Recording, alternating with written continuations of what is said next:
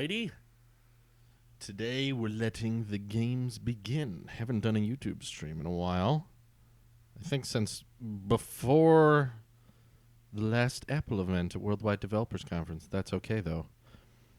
While we're letting people join in, I'm going to very quickly pop out the chat so that I can see all of your messages easily. Welcome, welcome. We're going to answer your questions here in a minute. We're going to let everybody get comfortable, join the live stream. Do I live in Texas? Well, sir, that is not a tech question, but I'll answer it anyway. No. In fact, I've only been to Texas briefly for a flight layover. What up, people? Welcome to Talos of Tech live on YouTube, which, by the way, if you're watching this, you need to understand this is rare. I don't do this often, okay? The only reason I do this is to let the YouTube subscribers, the new people, know that we do live streams fairly regularly. We don't do them regularly on YouTube. Over on Twitch, though, we'll do them a lot more often. But over on here, I like to give the YouTube audiences a taste, also because there's a ton of you guys out there that refuse to download or make a Twitch account. You'll never touch it, so I might as well treat them with some live content as well. What is your favorite piece of budget tech? Budget is a very relative term, sadly. So I'm not able to easily say. Okay, you said favorite. Okay, so that's personal preference in the first place. So I don't have to follow any specific rules when you say favorite piece of budget tech. So I would personally say, you know what's a good answer? The most recently released iPad Mini. The iPad Mini 5 is $399, the price of my chair, and it has an A12 chip, laminated display, unlike the budget iPad, the $329 one. That thing's got a lot of power.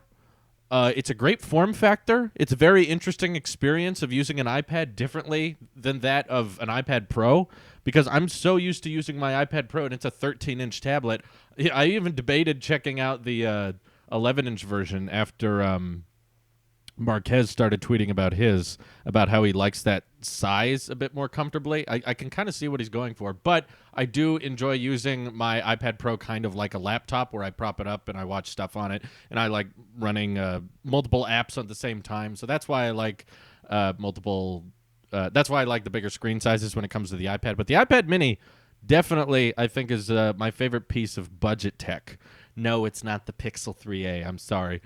Thinking of getting a MacBook, what one would you recommend? Ugh, Thomas Armstrong. Yeah, that is the question of the day, isn't it? Because I think Apple is making it incredibly complicated for people to figure out when is a good time to buy these MacBook Pros because of the what is that company called? The Eurasian Economics Commission has already filed for new models of the MacBook Pro coming out probably around October this year, even though they just launched some new ones like in May. So people are like, well, what do we release do we buy a MacBook Pro when the May ones come out, or do we wait till October for the new ones? Is it going to be a redesign, or is it just going to be a spec bump? Is there even new Intel chips to make it a spec bump? I don't know. Are you going to get the Mac Pro? I don't think so. In fact, there's going to be a video I'll be posting probably about a month from now that explains my, like, almost not quite 2 years. It hasn't been 2 years. It's more of like a year and a half review of the iMac Pro, which I'm streaming from right now, and I use it every single day. The iMac Pro has aged incredibly well. Like, top tier speed from day one all the way to here. I can't think of another Apple product I've ever bought in my life that has aged as well as the iMac Pro has. I can't think of another Apple product that I bought and it was just as good 18 months after the day I bought it. I'm genuinely trying to think of one, and I don't think I can. So the Mac Pro is interesting. I think the starting price is way too high. I think they could have priced the starting model at around $4,000. I'm not saying it needed to be cheap or anything. I'm just like, if they would have found a better sweet spot, because right now the specs that ship with the base model Mac Pro are simply ridiculous. If you look at what you can get outside of a modular custom build, which in my experience, the reason you would go modular and customizable build is so that you can save money because you don't have to pay for an all-in-one, which is more all-in-one is usually more expensive because you're buying more compact tech that you're having to shrink into a smaller form factor. Yet Apple has oriented the Pro desktop line now between the Mac Pro, the Mac Mini, and the iMac Pro in a way that the all-in-one is actually cheaper, which doesn't make sense to me. Like, if you look, given the Mac Pro starts at $6,000, if you look at what kind of iMac Pro you can get for $6,000, it makes no sense. Why on earth would you get the Mac Pro? The Mac Pro has a market. I get that. There's a market for it, but that market typically, in order to find the Mac Pro a good deal, it's probably only going to be a good deal if your budget for your next desktop Mac is going to be $10,000 or more. 10 grand or more in the Mac Pro might be a good deal. If it's not over 10 grand, you'll probably be better off just buying an iMac Pro in the first place. All right, so we got a super chat earlier. Obi-Wan Kenobi, thank you for the super chat. Hello there. Hey, what's up, Drew? Not much. Just live, answering your questions. And we have a YouTube member in the chat. For those of you who don't know, I try to prioritize the member chats during these live streams. So you don't have to keep super chatting every single time. You can just become a member once. And then it's a monthly subscription, kind of like Patreon, but you get some benefits in our Discord server. You get to access some premium channels, and I see your chat messages easier in the chat. So this member's name is Dino, or Dinu, and he says, "Hi, Drew, what do you think about Google canceling tablets?" Yeah, I saw that right before we went live. Google has officially came forward and said, we're not going to make more tablets. Or they had a Pixel Slate 2, like, in the lab, and they hadn't tweeted this one out yet, like the Pixel 4, and they decided they weren't going to follow through with that. They weren't going to make tablets anymore. But to me, this is classic Google, because Google has constantly start projects, not try very hard, and then suddenly give up and then quit making them. Like, to me, that's totally what Google has always done. So it doesn't shock me when I hear that they're canceling the Slate line, because clearly, having been someone who used the Pixel Slate, they had no idea what they were doing. They had no expertise in that field. All they knew what to do was just make it out of metal and glass and then make it expensive. They didn't do anything with the software. They just feel like, as long as we ship a big piece of metal with our logo on it, in that case, I guess we have a premium tablet. And as long as it has, Chrome OS on it, therefore it's a laptop replacement because it has laptop operating system, and it does not work that way. There's a lot more to a tablet than just the hardware, and I don't even think they got the hardware very right. There were so many issues with just the hardware of the Slate. The software was a whole different battle. But see, it's different. Like, Marquez tweeted that he was very upset that they canceled the Slate. But to me, like, it would be more upsetting if it was like really close to being good, but it just had one problem, like finding out that the Essential phone wasn't getting a sequel or a runner-up. That upsets me. That annoyed me, because I thought the Essential company as a phone, as a product, was really cool. The Essential phone was really neat. It was just a little bit behind the flagships. So I was like, it's so close. If they just made a second one, if they just made the Essential Phone 2, I feel like that would be the perfect phone, or the perfect Android phone, I should say, not phone overall. But I was very interested in where that company was going, but I don't have that same opinion with the Slate, because I used it myself, and I was like, this isn't close. This isn't 1 year of an upgrade away from becoming great. This is like multiple years away. Like, what the Slate showed me is Google has no idea how to make a competent, affordable, powerful tablet. It just shows me they have no idea what they're doing. Whereas the Essential phone, I was like, oh, you got something. You got something there. Keep going with it. You're really close. You're really, really close to being great. And for a startup company, I was very impressed. But, yeah, it didn't work out for them, so that kind of sucks. I'm a bit more bummed out about that than I am Google, which is a multi-billion-dollar company, canceling a tablet line that no one bought into anyway. It's like, you won't be missed by anyone, so who cares? Dylan Hoyt super chatted $5. Thank you very much. 2 questions. What streaming service do you use, and what do you think about Project Titan? Yeah, I recently did a video on Project Titan. If you haven't checked that out, please do. Kind of recapping what we know about it so far. It's a very interesting topic that you got to be careful with, because I will go off forever on Project Titan if I'm not careful. But basically, what streaming service do I use? Right now, probably Prime Video the most. yeah, I don't use a ton of other streaming services. We actually cut down on our monthly subscriptions recently because we realized with us working so much, we weren't really using Netflix or Hulu that much. So we watched up the shows we care about and then canceled them. And then we'll probably resubscribe to them later when they have something we're interested in. But we're taking a little break off the other streaming services. And then in regards to Project Titan, which for those of you who don't know is Apple's project of working on a car, I think it's far more likely that they're going to partner with some other car brand, like a Chrysler or an Audi or I don't know, the Honda, but some other car company, and then they're going to partner with them on the software for self-driving tech than it is Apple making their own car like a Tesla competitor or something like that. That's just the way I see it going. But I'm sure Apple has a ton of what they call like moonshot projects that they just aim as high as they can, and they don't really know if it's ever going to come out or if it's even possible. They just invest a lot of money into things that they don't even know if they're going to do anything with. They just mess around with it just to see if there's potential or if they can do something unique in that field. And Apple may decide that they can't really add anything to the electric vehicle market that's worthwhile, so they might just pass on it altogether. Who knows? We talk a lot more about it on the Tailosive Tech podcast, so make sure you're following that as well. Brian Super Chatted says, in your opinion, Apple's privacy crusade just marketing? I would say it was just marketing if we had evidence of them going behind the scenes and then selling user data to other companies, but we don't have that. So it's not as simple as you just saying like, oh, they just say they're concerned about privacy, but in actual, it's like, no, we have actual evidence of Facebook and Google like partnering with other companies or with each other, selling each other data on other users. We haven't found Apple doing that, so that's why I don't really consider it's just a marketing play. It's like, no, it's noticeable. I mean, if Apple was profiting off of mining your data, we would see the for sale signs. We're not seeing those for sale signs. But we got a new YouTube member here. Thank you very much, from Isaiah T. Thank you for becoming a member. And he says, hey, I've been a subscriber for a while. Glad I can finally afford to support you financially. Love your work. Isaiah, thank you so much. I appreciate you. And I will be easily noticing your questions in the chat. Thank you. After using Sidecar and iPad OS, could you ever imagine Apple making a Surface Book style MacBook?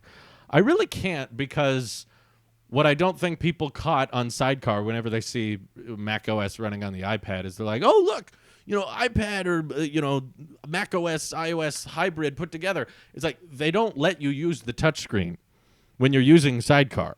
Like you can do two fingers sometimes for scrolling through a timeline or zooming in on a timeline or something like that.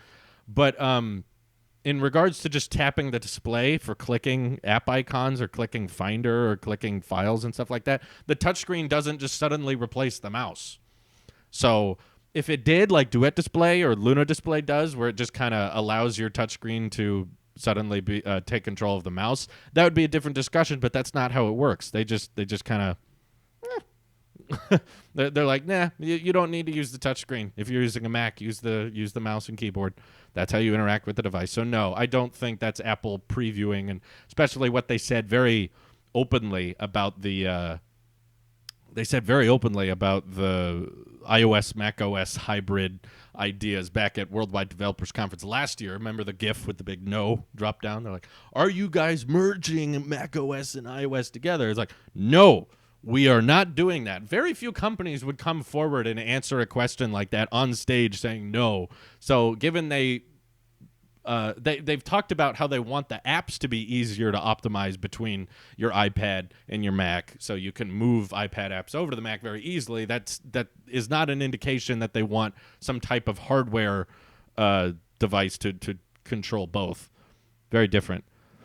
Are you getting AirPods 3? Oh, yeah, probably. My iPad has not been. No, I'm not using the 10R. I'm using the 10S Max. Have been for a while.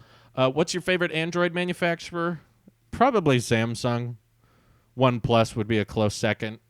But they aim for different markets. All I'm thinking of is like Android phones that I've used and how I've enjoyed them. And I think I enjoyed using the Galaxy S10 Plus a little bit more than the OnePlus. So it's not, it's not a big mystery. Like one of the most popular Android manufacturers happens to make one of my favorite Android smartphones. Makes the most amount of sense to me. But Beats refresh this year, I haven't seen any rumors for. We got the Power Beats Pro. Does that count?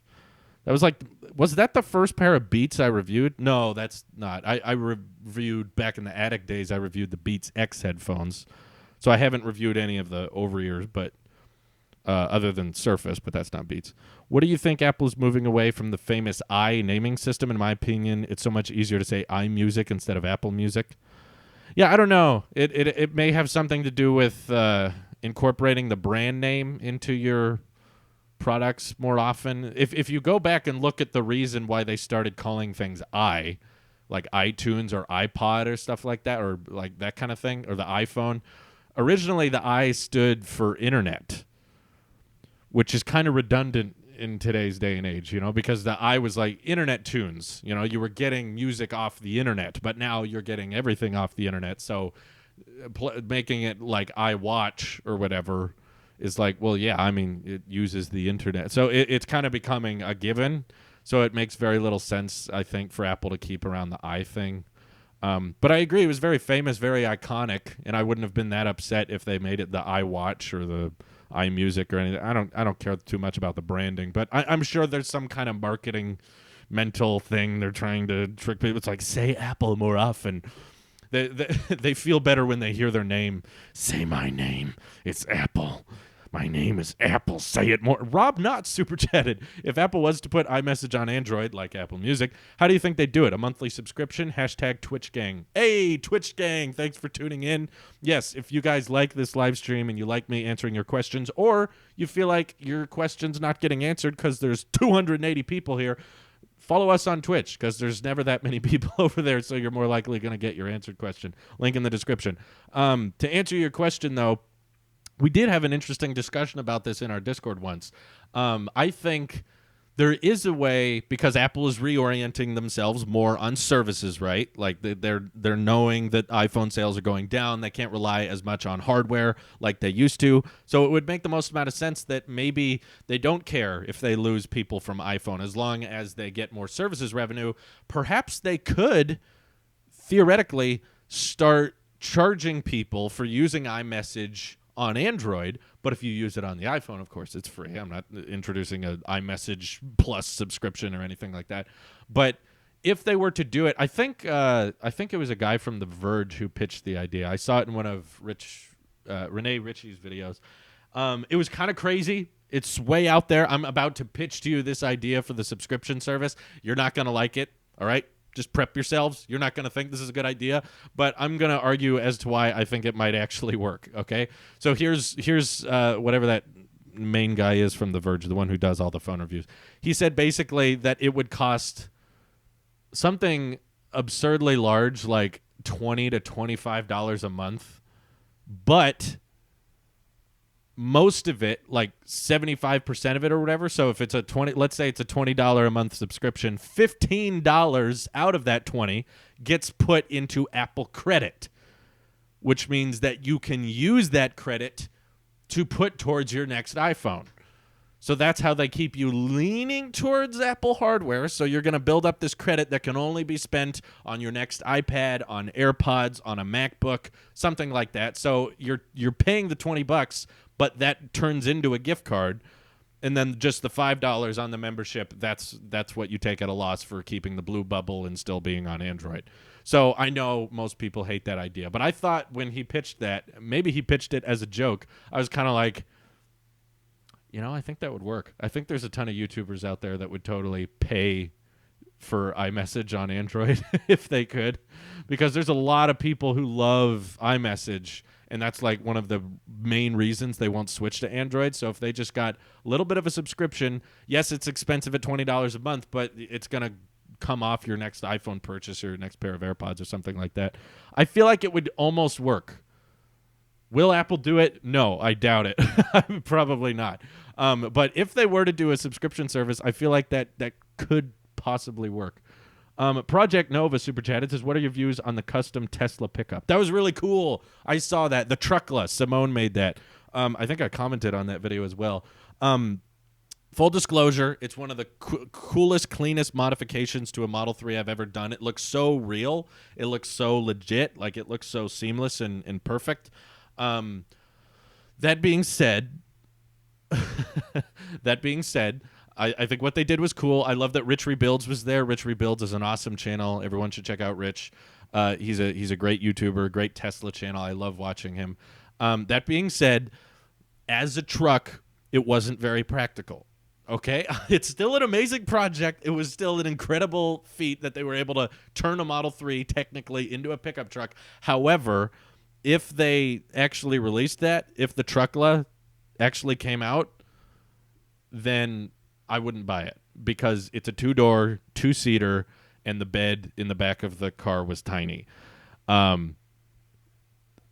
being said, still a really cool project. I'm amazed they pulled it off, and it's incredible how well it works. I kind of wish in their making of video they could have gone more in depth. Like, is the Tesla user interface like constantly going off saying like error, error, error? Like, is it freaking out? Does it still support the supercharging network? Does autopilot still work? Like, I kind of wish they could go a little bit more into detail. But yeah, I know the Tesla pickup truck will not look anything like that. The Truckla is really cool, but honestly, I would rather have a 4-door, 5-seater sedan than a truck that tiny, because honestly, you could probably get the practicality out of the Truckla, as in just like hauling stuff in the back, just by laying down the back seats of your Model 3 and then just loading it in through the trunk. It probably would have ended up being around the same amount of bed space. But that being said, it's still really, really cool. It's still awesome.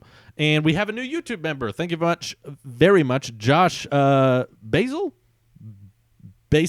I'm sorry if I mispronounce it, but I appreciate the support. Thank you very much. And he asks, what do you think about Final Cut Pro 10 for iPad? Which is a good question. A lot of people ask about it. I encourage you to look outside of branding, because a lot of the time people just ask about that. You know, they're just like, what about bringing Final Cut, or what about bringing Photoshop to the iPad? I encourage you to consider that there are apps already on the App Store that would do basically everything Final Cut and Photoshop can do. The difference is the branding. So LumaFusion 2.0 just came out, and I'm debating doing a video on it. Like, it's this super, super advanced video editing software for the iPad, and it takes full advantage of the A12X chip and its external display support, multi-layer editing, and you have to ask yourself, would it really do that much to just add Final Cut if LumaFusion already exists and it's only $25? Now, if Final Cut came out, you have to ask the question, would they charge $300 again for it? Or do people who buy Final Cut automatically get it on the iPad? That would be great from a consumer point of view, but optimizing Final Cut for the iPad would take a lot of money and a lot of time, so it probably wouldn't be in their best interest to just go ahead and release it to everyone who's already bought Final Cut, so they would probably have to charge for it again. So consider the fact that LumaFusion 2.0 is incredibly capable, lets you do everything basically Final Cut on the iPad would let you to do, because I imagine if Apple ported Final Cut over to the iPad, it probably would be missing some of the functions, some of the features that you had on the desktop anyway, which LumaFusion covers 95% of what most of you need to do. So that's why I would say, sure, they could do it, but honestly, it's already there. What you need is advanced editing software on the iPad. It's there. Just consider branching out from the logos and the names you already know of. No, LumaFusion is not called Final Cut, but it does everything that Final Cut would actually do. Isaiah says that would make sense. Thank you. Rob Not Super Chat again says, iMessage Plus, you get colored messages to flex. Oh, we need all kinds of flexing for the iMessage Plus users, of course. Still a better option for people who just lost everything due to natural disasters and stuff. True. Especially if they included FaceTime with the subscription. Yes, they would throw that in as well. Yeah, I see a lot of people want me to do a LumaFusion 2.0 vid. I would have to... the problem is I'm running iPad OS, the beta, on my iPad. So if I run into any kind of glitches, that could be because of iPad OS. It might not be because of LumaFusion 2. So I'm not... I could do a video on it. I'll get back to you on that. Cole Crawford super chatted $5. Thank you very much. Says, planning on buying a MacBook Pro. Should I wait or just go ahead and buy one? Ugh, that's the toughest question right now. We just don't know, because there could be some coming out in October, but some just came out like a month ago. So I don't know. It depends so much on what's your current laptop situation. Like, can you afford to not have a new MacBook Pro for another 4 or 5 months? Can you afford to wait that long? I assume some of you are in situations where it's like, hey, look, my MacBook's not cutting it anymore. This isn't going to work. It's slowing down. I'm working on a project next month that's going to need that extra power, that's going to need that extra boost. And in that case, I think go ahead, pull the trigger, go ahead, get a new MacBook Pro. They did just refresh a month ago. At the same time, though, if your current editing system works and you don't have like an immediate project coming up, I would highly consider waiting because there might be a big design change come this October. But it sucks, and I blame Apple for this. I'm mad at Apple for technically and messing with our heads and making me think that they might actually release 2 MacBook Pros within like 6 months of each other, which is ridiculous. 5 months of each other. Ridiculous. I don't know. You know your situation better than I do. Thank you for the super chat, Lucas Wood, as well. Josh asks, do you think if Apple released an official Final Cut Pro X version for iPad, maybe with a different name, and it's better optimized than LumaFusion, it has plugin support, you'd pay for the Apple Premium? Well, I already have Final Cut on my iMac Pro, and I personally think a keyboard and mouse setup is always going to be faster than that of a iPad OS touchscreen. I'm not saying you can't do advanced editing on an iPad. I'm just saying it'll be faster on the iMac Pro. At least right now, the A12X chip is fast, but it's nothing against my, 8-core Xeon chip. So for me, in my limited time available right now, I'm all focused on editing videos and getting work done in the quickest way possible. So no, if they came out with some kind of expensive Final Cut Pro optimized app for the iPad, it would be cool, and I would probably talk about it, and I would be fascinated with it. But I don't think I would need to buy it because I have Final Cut already and I'm happy with it. So Matt K super chatted as well, says, did you see John Prosser's video about Apple Card not being secure? 2 people had their card compromised, but it seemed like an overreaction to me. I did not see the video. I don't know the story. Like I said, I've been very busy with behind the scenes life stuff I can't talk about yet, other than I'll just say it's exciting and you'll hear about it later on. But well, all I would complain and criticize, and again, I don't know the story, I haven't seen his video on it, but all I would criticize of right now or counter-argument with is it's not officially out yet. So if 2 people had their cards compromised, keep in mind it's still in testing, it's in beta, it's not available for everyone. So at least it's good that this is happening internally with Apple employees and not externally with Apple customers. So yeah, I guess I don't know the full extent of the situation right now, so I can't exactly say I know the full picture. Josh asked, will Apple release a completely redesigned keyboard in the upcoming MacBook Pro? No idea. Probably not. They'll probably stick to their butterfly keys. Was mouse support announced for iPad? I can't quite remember, but would you be interested in such a feature for iPad? It's announced as an accessibility feature, but it doesn't change the way the user interface works. So what you're really doing is turning your mouse into a finger. Because the user interface still requires you to like click and drag like you would a finger on the touchscreen. They are retail employees, I know, but they're not releasing it to everyone. So if there's problems, this is when they're going to be caught. Maybe that's why they haven't released it yet, is they want to make sure they they patch all the holes and make sure everything's working correctly. What do you think about Apple's smart glasses? I hope they come out. I don't know if they will. It's still one of those, it's in the moonshot development phase where it's like the tech doesn't seem exactly ready for consumers yet. So it would be cool if it did come out, but we still don't know for sure if it is or when. We've had very, very rough rumors and leaks about it. Some saying it's entering production at the end of 2019, but that's very iffy. That's not very for sure at all. Let's see. What did you think about the $1,000 Pro stand? So you didn't see my video on that. I see. No, I think I agree. It's stupid, but I also agree with the YouTubers that the market they're catering towards will gladly pay that anyway. It's kind of the situation with the solid gold Apple Watch. It's ridiculously priced. If you weigh how much gold they use in the Apple Watch, it's like $2,000 worth of gold, but they charge $10,000 for the watch. It's an insane profit margin. There are people who are willing to pay for it, and it's not a lot of people, but you don't need a lot of people to buy it for it to make a lot of money. what I don't like about the situation that a lot of YouTubers kept defending it in was they were like, well, look, this monitor or this stand is this expensive. This monitor is $40,000. And I'm like, yeah, that's stupid too. Just because other people make stupid expensive monitors that look slightly different than the, monitors they include in $1,800 iMacs, but they have a slightly better dynamic range. Like suddenly that justifies it to be $6,000. And yeah, the stand, I have no idea why they charge $1,000. I'm sure it has some kind of fancy mounting system about it, like magnetically attaching. Yes, there's a market for it. I agree, but it is the majority.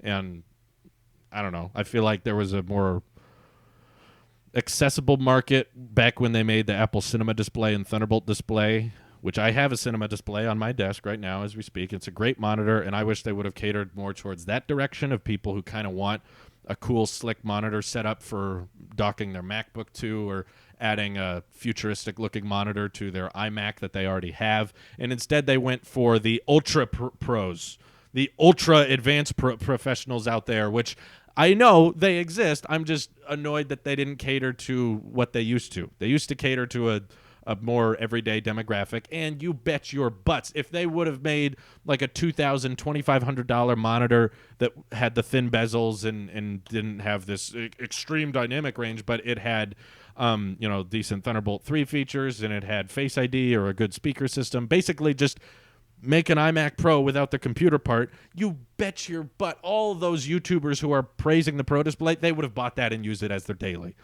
They would have. They talk about like, well, these reference monitors are $40,000. It's like, you've never used those. We've watched your desk setup tours for years. You've never used those monitors. And now you're suddenly acting like you need all those reference monitor features? Nah, I don't believe you. I think you're just buying it because you can, which I don't blame you. There's a market for it. They're willing to pay for it. That's fine. Project Nova Super Chatted says, I'm doing a road trip from Florida to California in July in my Standard Range Plus, and I was wondering if you would like to star in the video. Ooh, contact me on Twitter. We'll have to talk more about that. That sounds like fun. I want a Standard Range Plus. That's my car. Jayden Super Chatted as well, 99 cents. Thank you. Lucas Super Chatted says, thoughts on Apple Watch Edition coming back. Yeah, I mean, maybe a couple years ago I would have been more interested, but I've gotten to the point now where I'm happy with my stainless steel watch. Maybe a couple years ago I would have saved up a ton of money and bought the Edition, the ceramic one, not the gold one. I wouldn't buy the solid gold one. But now there's so many other expenses we have to take care of these days that are going to help us out in our daily life way more than just a ceramic watch would. So, if it's coming back, I don't think I'd get it, especially if the Series 5 is as tiny as an upgrade as it is.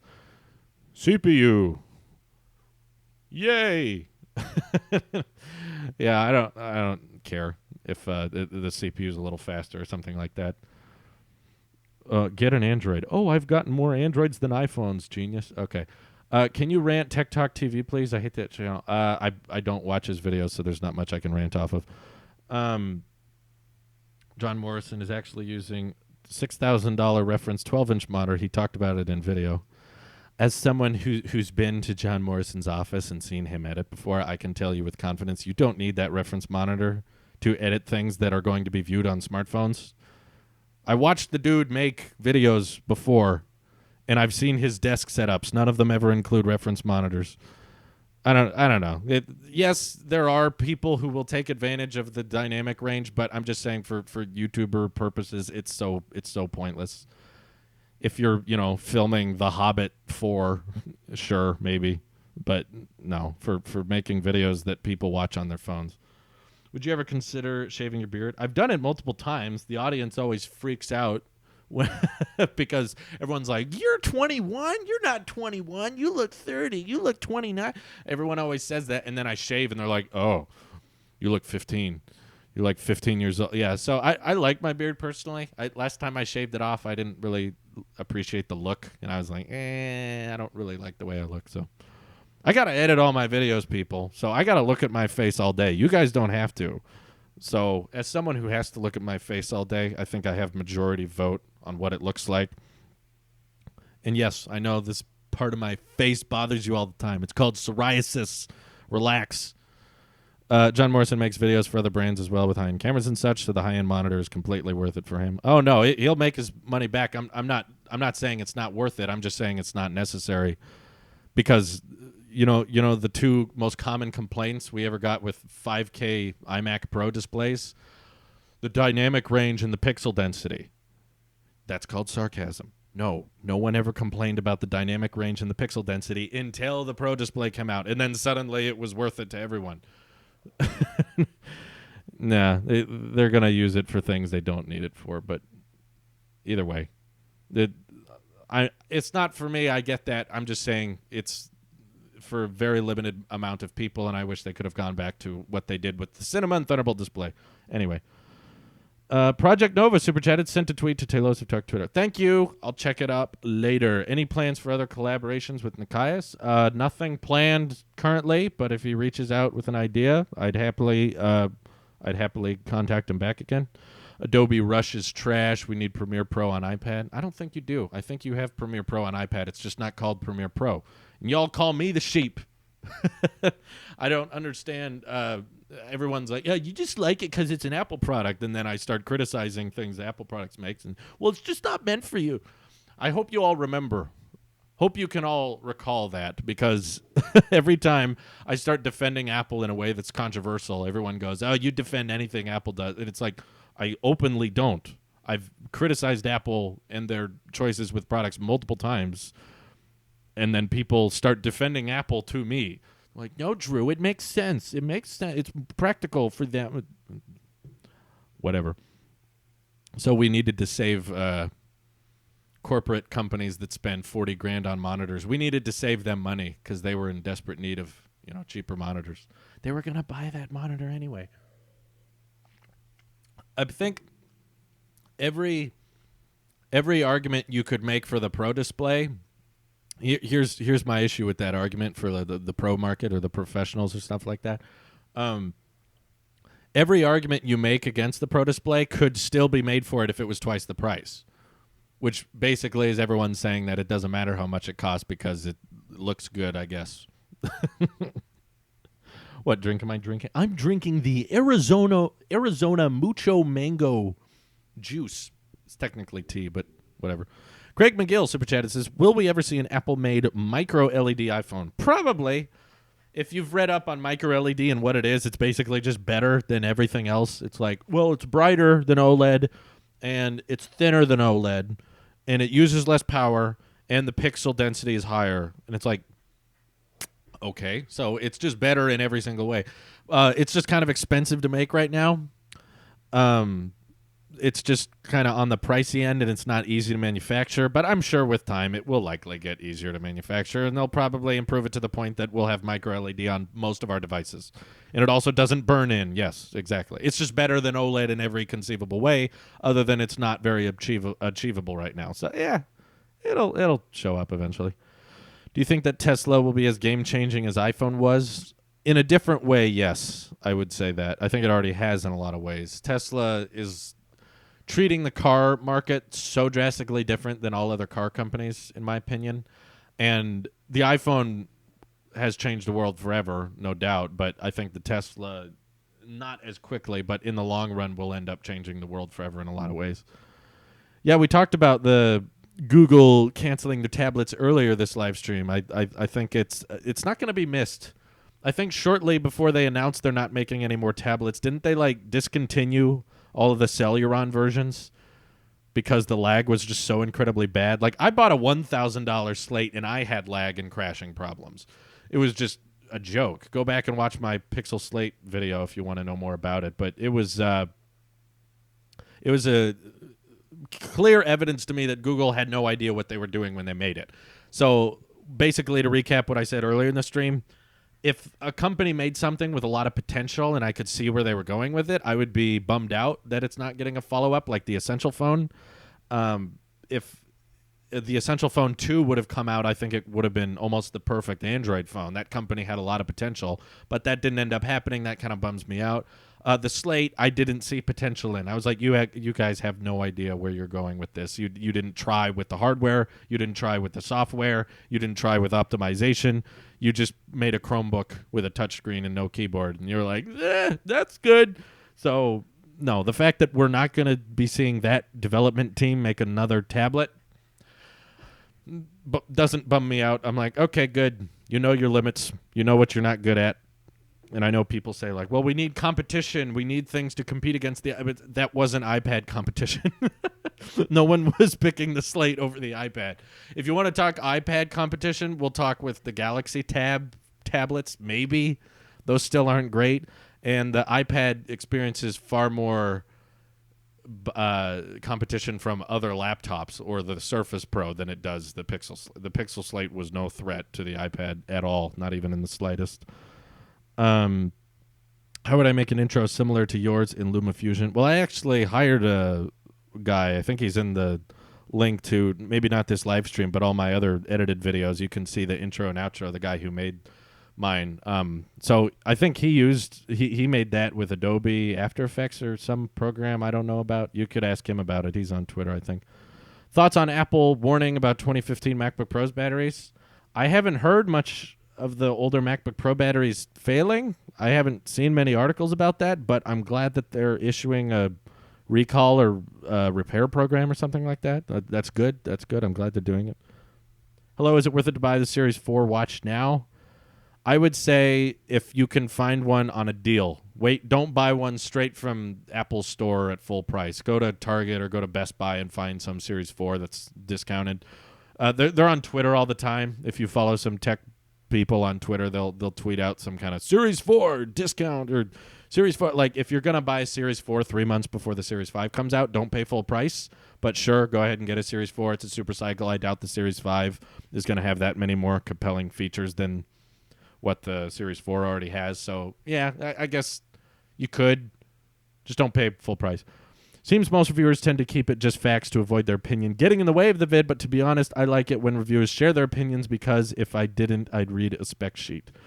Yeah, I think that's basically the only way to make a tech channel work these days, because all of the old-timey tech channels that have been doing this for a long time, they just had the snowball effect of getting products early.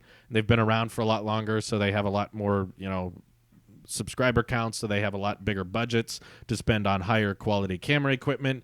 So if you don't have the big budget, if you don't have all the money to spend on nice cinematography or better camera equipment and stuff like that, then you're just kind of limited to making your videos interesting to watch because you can't read the spec sheets. Some guy with $100,000 worth of cameras, he can read the spec sheets because the shots look cool, but the guys with iPhone cameras and DSLRs, they can't impress you with cinematography very much. They can try, but it's not really going to matter. So the only way to make it interesting or to make people want to watch your videos is if your opinions or the way you talk about tech is interesting or unique and different. So it's kind of like natural selection, basically, in the tech YouTuber community. Have you ever experienced OLED burn-in on an iPhone? No, I've never had OLED burn-in on any of the iPhones I've ever used. And trust me, I would tell you, I did experience OLED burn-in on my Pixel 3 after 2 days of use. And Randy Vasquez can back me up on that. He looked at it in person, too. It was amazing how quickly that phone had burn-in issues. It was crazy.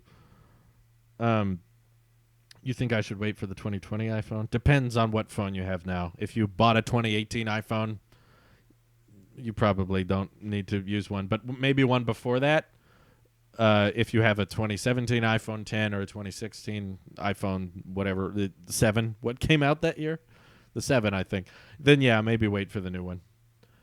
iPad mouse support opinion. Okay, look, guys, it was added as an accessibility feature. Apps are not allowed to require it, so it's not even really mouse support because a mouse does not show up on screen, and the iPad user interface still works exactly the same whether or not you're using a mouse or the touchscreen. It's there for people who, whatever reason, cannot use the touchscreen, and they have to use a mouse, but it doesn't really, I think, efficiency-wise replace what your finger can do on it anyway.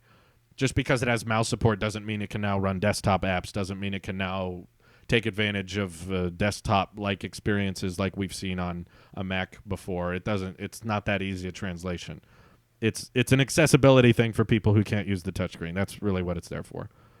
What's your favorite Windows laptop? Oh, that's a good question. I don't know if you guys know this, but I'm not a fan of Windows, and it comes from experience. This is not a biased Apple Sheep perspective, even though I'm the Apple Sheep and I am biased. But I used Windows computers for years and years and years, and I really, really tried. I used to be part of that, PC master race group of like, if you're going to game, do it on a PC. I was in that for a long, long time, and eventually Windows 10 just annoyed the crap out of me to the point that I couldn't take it anymore. That being said, what's my favorite Windows laptop? Like, if I had to get one right now, I would probably get a Surface Book because at least the hardware and the software is designed by the same company, and I appreciate that. Probably the only PC I have a little bit of interest in is the Surface Studio, which I know the specs are not great on it. I know. You could get a better PC. If you build it yourself, you can make something better for cheap. I get it. I'm just saying in terms of design scheme and the way aesthetically it looks, the Surface Studio is like the best looking PC. If I had to get a PC, I would probably get the Studio. I'd probably wait for a Surface Studio refresh, but I don't need a Surface Studio. I have an iMac Pro. Thoughts on Google Stadia? I think it'll be actually successful. I did a video on Google Stadia over on Talos of Gaming, which for those of you who don't know, we do like gameplay videos over there that are kind of funny and dank and memey, and then they also have videos on gaming topics and stuff like that. Someone was asking earlier what I'm most excited about announcing at E3. I don't follow E3 very much, but I like the Elite controller too. I saw that got announced, and I use the Elite controller right now, and I really like that one. So to see that it was getting an upgrade and a refresh, I was interested in that. Other than that, I'm not a hardcore gamer, though I do play Minecraft in hardcore mode. No, but no, I don't follow E3 stuff very heavily. Note 10, what do you think? Might be the last one. I say that every year, though. The Note 10 looks interesting, but like every year, the Note 10 looks like it's playing catch-up. I've been very much enjoying the Keanu Reeves memes. That's for sure. That's probably the best thing that we got out of E3 was we have a city to burn. I would love to do more gaming news on the gaming channel, but it takes time, which I don't have a lot of, and the tech channel sadly has to take priority. But oh yeah, thank you for becoming a YouTube member, Isaiah. Take care. We'll talk to you later. Apple Arcade, yay or nay? A lot of it depends on the price. In response to your Google Stadia question earlier, I have my doubts. I need to test it myself. I did order the Stadia Founders Edition, so I'll be getting their controller and a Chromecast Ultra and everything when it comes out, and I'll test it out because they claim you only need like 20, 30 download in order to get like 1080p at 60 or 4K at 60 gameplay, and I'm kind of like, I don't know about that. I'll need to test. Excuse me. I need to test it myself before I believe that. If they really did create it that well and you can actually play games 4K at 60 with very little latency on that kind of internet bandwidth, that's amazing. That's incredible. And I'll give them all the credit where credit is due if they've actually accomplished that. I've used streaming game services in the past like GeForce Now, and I've had pretty good internet when I tested it, and it's not very reliable. The thing about your bandwidth is it's not consistent. Like different devices you have connected to your Wi-Fi will download and not download stuff or access more data or less data. So your bandwidth is kind of doing this a lot of the time, which I don't think is a stable connection to broadcast gameplay from, given just like watching YouTube 4K at 60 doesn't even load all the time that well. So Armando super chatted, says, can iPhone XS Max play 4K YouTube? I don't believe it can, but it doesn't have a 4K display, so I don't even think it's possible. And even if it did have a 4K display, YouTube wouldn't allow them to output it at 4K. There's a bunch of things that YouTube keeps exclusive to either Android or the Chrome or things like that. So the very little latency is 180 milliseconds. That's horrible delay, in my opinion. Yeah, that doesn't sound good to me. If it's playable, I'll tolerate it. I'm definitely going to. I'm definitely going to test it out. I'll give it a shot. Subscribe to Talos of Gaming to stay up to date with Stadia news, I guess. But Yeah, that one I don't have a lot of faith in. It sounds like one of those things that Google's going to release and then cancel a couple of years later. But yeah, we'll see. I guess we'll see. Why is the 2019 version of the 10R doesn't include the blue color in their products? What iPhone should I get in late 2019? It has the 10R or the 2019 version. I'm trying to understand what you're asking. 2019 10R doesn't include the blue color. We don't know the colors for sure. Some of the colors we guessed for last year's 10R were not accurate until like the final month, until they released. There were a lot of inaccurate color rumors leading up to the 10R launch. So don't count on there not being a blue one. There could be at the last second. I don't know. It has to be a 10R or the 2019 version. I'm trying to understand what you mean by that. If you have a 10R now, you probably won't need the 11R. So if you want to upgrade in 2019, maybe get the full 2019 version, I guess. Your thoughts on ARM Max in the future? I'm excited for that, and I want them to move to it because I don't think Apple is very satisfied with Intel's chips right now, given how hot they get, and Apple likes to keep things slim and tiny and basic, and the speed we've seen from their ARM-based chips in the iPad is unmatched by the competition. So if that same department started working on chips for the Mac, yes, I know you would have to drastically change the infrastructure of the operating system. It would have to work very, very differently. I know that. I'm sure they're working on it right now. But if they did it, that would be an incredibly compelling reason to stick with a Mac, like an exclusive reason that you can't really switch away to a PC, is that you would have these CPU chips that were going to be absurdly faster than the competition on a MacBook because they won't run super hot and they won't need those fans blaring to keep them cool like you do with Intel chips. So with an Apple-made chip in a Mac, you could probably get performance you won't be able to find outside of a Mac. So I'm very interested in that coming out. And there's several analysts, and I think even Intel confirmed they're doing that next year. So you should expect it probably 2020 of the month of October, probably. Let's see. Will iPhone 11 come with 6 gigs of RAM? Doubt it. Doesn't need it, though. Steve Jobs didn't believe in fans. That doesn't surprise me. Let's see.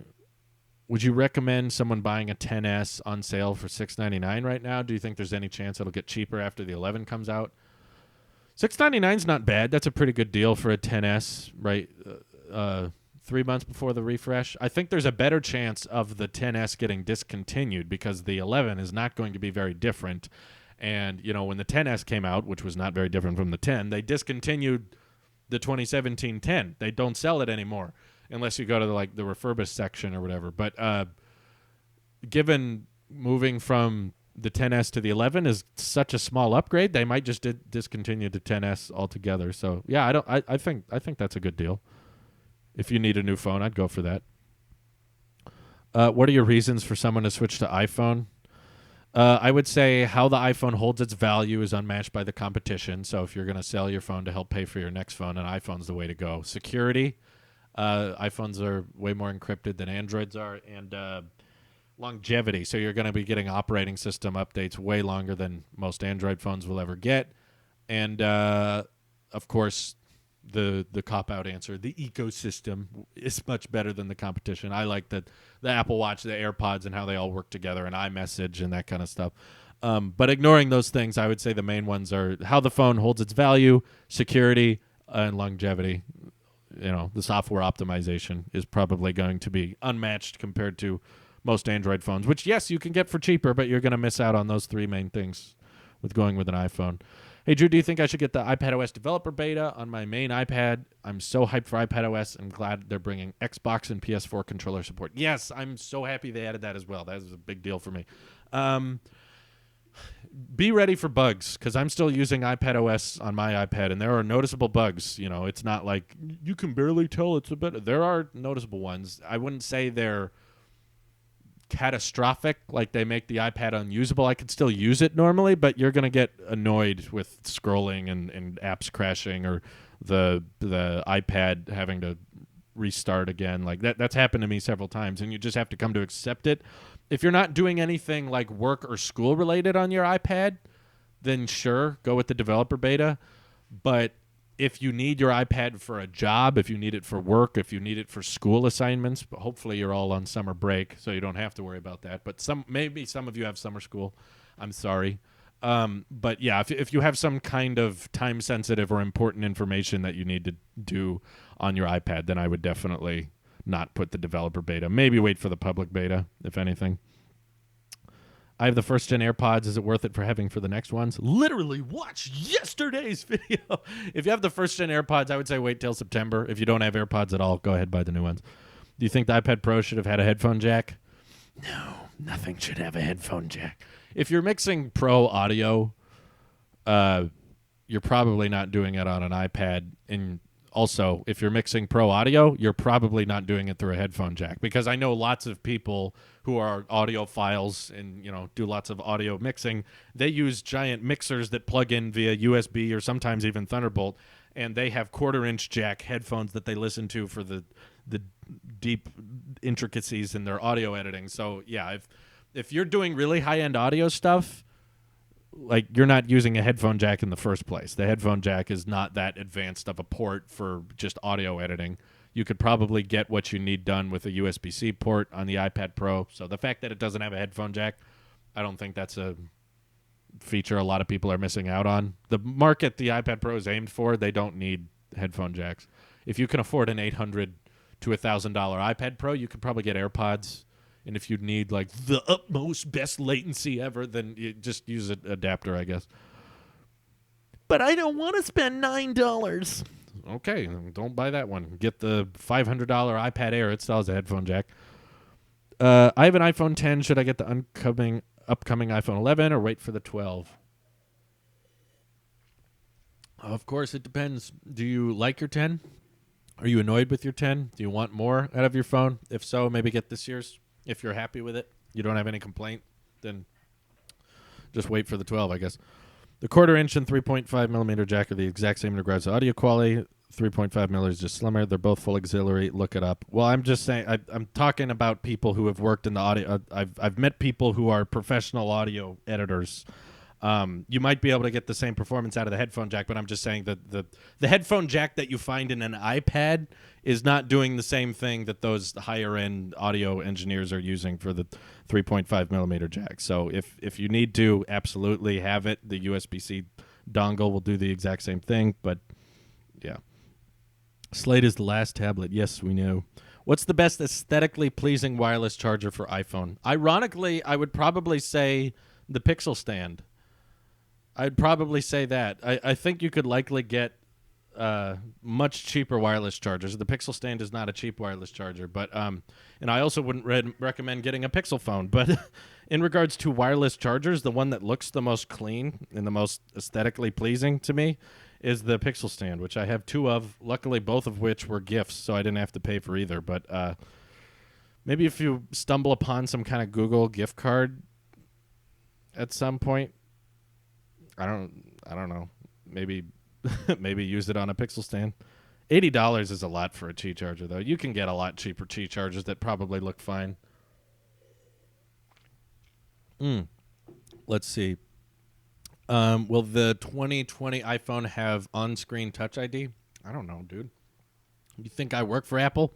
There's patent filings for it, but it doesn't sound like it's what Apple would do with how they're treating Face ID and trying to make it better. Apple's usually not the kind of company that would want to have 2 biometrics. They would rather just perfect one. Just because there's a patent filing for full-screen Touch ID does not mean that that's actually going to come out. Have you seen the fake but working AirPower charger? I have one. I unboxed it on the Tailosive Talks channel for its more behind-the-scenes bonus videos, I guess. So make sure you follow Tailosive Talks for that. But yes, me and my wife use that fake but working AirPower charger every night, and it doesn't work flawlessly. Sometimes the Apple Watch part of it turns off and turns back on. But yeah, I've been using it for the past 2 weeks, and I think I did an unboxing over on Talk, so it'll be in the thumbnail. I want to know which iPad you think I should get as a college student. Most of my usage will be answering emails, taking notes, and media consumption. The iPad Pro is not my budget. Then, depending on what your budget is, the super cheap iPad could probably work for answering emails, taking notes. It has Apple Pencil support and media consumption. It'll work fine. It won't be great, but if you can splurge a little bit, try to go for the iPad Air because that's going to last you a lot longer. With an A12 chip, it's only $500. It's a little bit bigger display. It's got a laminated display, so it looks a little better too. But yeah, if you're just watching videos and taking notes and answering emails, the iPad Air would work fine. If you're okay with the size, I would even recommend the iPad Mini, which is very small, but also very compact and still very powerful. So either one of those would work. You could get the 2018, super budget iPad, but I don't know. That looks a little dated to me, and I'm also not a big fan of non-laminated displays. But if you're looking to save $1, you'll probably get used to it after a while. $330. Don't spend full price on the iPad. You can find those on Amazon or get discounts somewhere. You can buy those iPads for like $250. Which MacBook Pro for app development? Well, if I was an app developer, I'd give you probably any of them. I don't think coding takes a whole lot of processing power. I mean, obviously, the more you pay, the more you get out of it. If you spend a ton of money on a MacBook Pro, it'll probably compile and make code faster. But I'm pretty sure any MacBook Pro you could buy would be fine for coding stuff. It's not that extensive. Currently using the 6, and it's working in great condition. However, I'm wanting to upgrade it. Should I wait till September for the 2019 iPhones or the 2020 ones since they'll have a major redesign? Silhan Ali, I would recommend, given you have a 6 that's not going to be getting iOS 13, that's why I would recommend you get this year's iPhone, because then as soon as iOS 13 drops, you can get it too, and then you don't have to spend a year with a 6 that's not going to be running the latest version of iOS, which could work fine. It'll probably last fine with iOS 12 for another year, but at the same time, you may run into issues with third-party apps maybe not working as well because they want you to upgrade to iOS 13. I imagine, upgrading from an iPhone 6 to an iPhone 11, that's going to be a very, very substantial amount of upgrades. You're going to feel like you have a brand new phone in every form of the word. New form factor, new screen, new display, pixel per inch, new cameras, new biometrics. You're getting a pretty big upgrade there, but you won't have to worry about a time without the latest version of iOS. Whereas if you wait a year, you won't get iOS 13 for a year, and you're going to have to wait till the 2020 models. So, to incentivize people to buy AirPods, Drew, and you fell for it. Well, thank God I fell for it. I love AirPods, and I hate wired earbuds. How is that fell for it? I would have bought the AirPods if I didn't get a 7. I would have easily paid for AirPods even if they kept the headphone jack on the iPhone 7, regardless. They're not forcing you to buy these things. It's not... They include headphones with the phone, you remember. You can still use wired earbuds if you want to. There's a reason AirPods are the top-selling wireless headphone on the market. It's not because of the sound quality. It's because of the convenience, which almost every time trumps performance. People will openly pay for something that performs worse if it's more convenient. So no, I don't consider it falling for it. I've wore wireless headphones long before AirPods came out, and as soon as AirPods came out, to me that was the perfect, ideal pair of wireless headphones. Do you suggest getting both the Powerbeats Pro and AirPods for different users? There's a market for the Powerbeats. People who want more noise canceling and people who want more sporty headphones that aren't going to fall out of their ears. Some people, AirPods don't fit their ears very well. So yeah, I wouldn't say you need to buy both. Just try to think about like what you care about in headphones. Do you care about noise reduction? Do you care about how they fit in your ear? You probably don't have to try AirPods to know if they fit in your ear. If you have wired earbuds, you know whether or not they stay in there. That you probably know your situation better than I do. Is it time for people to stop defending the headphone jack? Yeah, I would say so. I mean, Apple's not removing it on everything. They're just removing it on the phone, and I don't think you're doing extensive audio editing on your phone in the first place. So it doesn't make sense to me why people demand it on the phone other than, I want to use my old headphones, but now we're getting to the point where it's more expensive to buy a phone with a headphone jack than it is to buy a phone without one. So the matter of saving money doesn't really work anymore. Plus, whatever audio most people are listening to on their phones it doesn't need to be top tier. It's just basic audio, and they would much rather not have a wire going from the phone to your headphones. They removed it on the iPad Pro, but the iPad Pro users I've never seen complain about that. People who don't buy the iPad Pro complain about that, but people who bought the iPad Pro aren't using the jack for advanced auto, and they can use the adapter if they need to. It's $9. Pete's, thank you for both the super chats at 99 cents. When will the iPad Pro get a redesign? It might not get a redesign for a very long time. It's definitely not getting a refresh until June of next year because iPad Pros are on an 18-month refresh cycle. There's a new iPad Pro every 18 months, so we won't get another one till June next year. It's going to be a long time, and I don't even think design-wise it's going to look that different. It'll probably aesthetically look very similar to the ones we have now. I don't know where they can go with it design-wise. Maybe make it thicker so it doesn't bend as much. Do yearly phones slow down innovation? Does grammar work for you, Guitar Boy? Have you heard of lithium degradation? Have you heard of trying to preserve people's batteries because they want you to have a good experience with your phone? Also, slowing down the CPU isn't what makes it all laggy. It just slows down your iMovie exports. The phone will get laggier and slower over time just because the parts get old, and it's not just because the CPU gets worse. I've seen people with slow, laggy iPhones replace their batteries, and then the CPU goes back to 100%. It's still laggy and old because, you know, it's a mobile product. It's being bumped around. The digitizer gets weaker. The display gets a beating. Like, people always ask all these futuristic questions. Thank you, Michael, for backing me up. Drew has all the same information we do. I don't have any inside sources, guys. I just read the news. Have you tried the new Bridge keyboards? No, I haven't. I prefer the virtual keyboards, actually, on my iPad. Drew, if you was making this year's iPhone, what would you do different? Probably give it USB-C. Probably try to make it cheaper if possible, but Apple knows more about that than I do. I would want Face ID to be improved so it works from further away and from more angles like the iPad Pro. I would talk about bringing ProMotion, like a higher refresh rate to the iPhones. What else would I do? More colors. I would want more color options for the stainless steel models. What do you think Apple can do to the iPod line if they plan to continue it? Oh, God. Nothing other than turn it into some kind of gaming product. I don't know. I can't think of anything that they should do with the iPod line other than just stop. Just stop. Fix the camera bump. That'd be a good one. Just get rid of that somehow. Make it a little thicker so that the battery's bigger, but there's no camera bump. I don't think anyone would complain about that.